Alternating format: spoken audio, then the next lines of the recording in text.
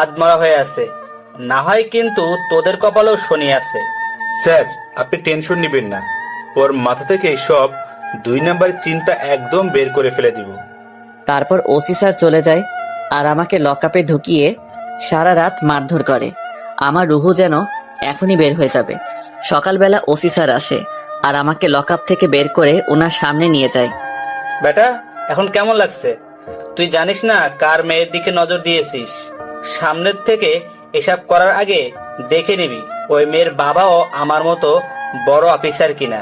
এবারের মতো ছেড়ে দিলাম, যা বাড়ি যা। আমি মনে মনে হাসছি আর বলছি, হায় রে পাওয়ার, তুই সামান্য একটা থানার ওসি মাত্র, ওটা নিয়ে এত অহংকার বাপ মেয়ের।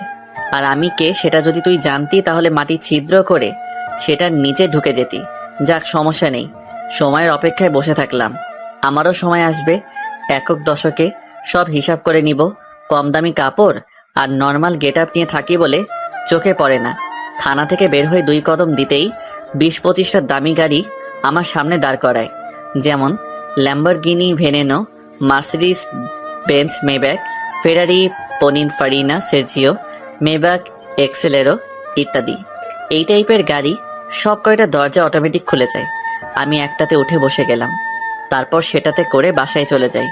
সেটা এক কনস্টেবলের চোখ এড়ায়নি। সে আমার দিকে চোখ বড় বড় করে তাকিয়েছিল। যেই ছেলে সারা রাত লকআপে বন্দি থেকে মাইর খেলো, সেই ছেলে সকালবেলা এত দামি গাড়ি। কনস্টেবল যেন কোনো মতেই হিসাব মিলাইতে পারতেছে না। সে গিয়ে ওসি স্যারকে সব বলে। ওসি স্যার যেন বিশ্বাসই করতে পারছে না। সে থানার সামনে সিসিটিভি ক্যামেরার ফুটেজগুলো চেক করে। তারপর সে নিজের চোখে দেখে ওসির তো হুশই উড়ে গেছে। তার চোখ জোড়া বড় বড় হয়ে কপালে উঠে গেছে। এটা কি করে সম্ভব?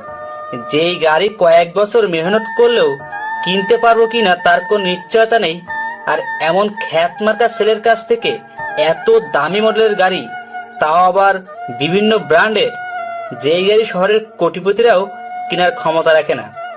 আমার ভাড়া বাসায় চলে এলাম। গাড়িগুলো আমায় নামিয়ে দিয়ে ওদের গন্তব্যে চলে গেল। শরীরের ব্যথায় নড়াচড়া করতে পর্যন্ত অসুবিধে হচ্ছে আমার। না, আর রান্না করব না, বাহির থেকে কিছু নিয়ে এসে খেয়ে নিব।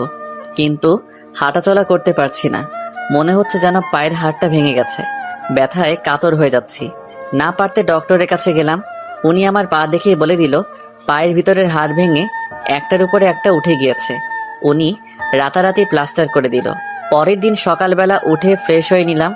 সারা রাত পায়ের ব্যথায় ঘুম হয়নি। কিন্তু যত যাই হোক, আমার ক্লাসে যেতে হবে, কারণ কিছুদিন পর আমার পরীক্ষা। এখন ঠিকঠাক মতো ক্লাস না করলে পরীক্ষায় আন্ডা পাবো। তাই খুঁড়িয়ে খুঁড়িয়ে ক্লাসের দিকে রওনা দিলাম। মেইন রোডে উঠে রিক্সা নিয়ে কলেজের দিকে রওনা হয়েছি। ও হ্যাঁ, আপনাদের তো বলাই হয়নি আমার পরিচয়। আমার নাম আকাশ, সে তো সবাই জানেন। বাবা মা ভাই বোন তাদের পরিচয় গল্পের সাথে থাকলে পেয়ে যাবেন। আর আমি পড়ি হচ্ছে অনার্স ফার্স্ট ইয়ারে। এবার গল্পে আসা যাক। কোনোভাবে গিয়ে কলেজে পৌঁছালাম। পায়ে ব্যান্ডেজ প্লাস পরনে কোনো ভালো জামা কাপড়ও নেই। সবাই আমাকে দেখে হাসছে, কেউ কেউ তো টিটকারি করছে। ওই যে দেখ, কলেজের নাম্বার 1 খ্যাতটা যাচ্ছে। কি আর করব, লজ্জায় মাথা নামিয়ে হাঁটা দিলাম। মাথা নিচু করে হাঁটছি, হঠাৎ কারো সাথে ধাক্কা খেয়ে মাটিতে পড়ে গেলাম। ব্যথায় মা গো বলে ষাঁড়ের মতো চেঁচিয়ে উঠলাম। ব্যথার উপরে ব্যথা পেয়েছি, রুহু যেন এখনই বের হয়ে যাবে। কিন্তু সবকিছু ফেলে কার সাথে ধাক্কা লাগলো সেটা দেখার জন্য মাথা উপরে তুলতেই দেখি কালকের মেয়েটা, যে আমার রাতের ঘুম হারাম করে দিয়েছে। মেয়েটা আমার দিকে রাগী লুক নিয়ে তাকিয়ে আছে। মনে হয় এখনই গিলে খেয়ে ফেলবে। কিন্তু আমি কি করব, আমি তো ইচ্ছে করে এমন করিনি। আমি মাটি থেকে উঠে দাঁড়ালাম। আসলে সরি, আমি ইচ্ছা করে এমন করিনি। এই ছোট লোকের বাচ্চা, তুই আমার পিছু করতে করতে এখানে পর্যন্ত চলে এসেছিস। কালকের মারে তোর কি শিক্ষা হয়নি? পাশে থেকে একটা মেয়ে বলে উঠল, আরে এই খ্যাতটা এখানেই পড়ে। কি বলিস?